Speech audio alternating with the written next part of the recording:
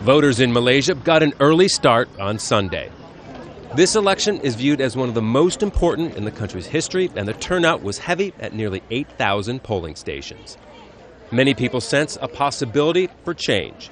Pre-election poll numbers showed the opposition has a real chance of beating the coalition that has governed the country since it gained independence from Britain 56 years ago.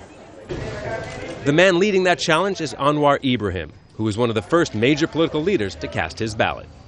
We see, inshallah, all signs with the groundswell. We are very, very optimistic.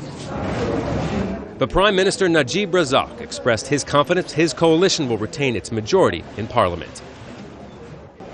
By midday, nearly 60% of Malaysia's registered voters had cast their ballots. I think there are people who wanted to have change. There are also people who want to maintain the same government. So we had to. It's an important election to us. I think if you look at the sentiment on the ground, people are ready for change. I think the abuse of power, corruption has certainly touched an entire fraction of society. The campaign was heated, and there have been accusations of fraud on Election Day. Some voters say the indelible ink used to mark those who voted washes off.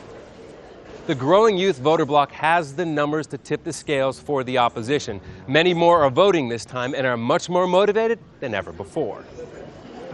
That's thanks to access to non-traditional media, exposing them to a wider spectrum of views than the government-backed newspapers and television stations. They really are eager to make their votes count, and I think this is very, very positive for the future, and I hope that more young Malaysians come out to vote. But no matter who wins, Malaysians say their country has already changed. Even if the opposition doesn't win, I think that spirit will at least carry forward for the next 5 years, and I think the government will at least have to be on their toes, for the next 5 years. So for now, Malaysians of all ages wait for the results. Will they have a new government, or will the longest ruling coalition in the world stay on for another 5 years?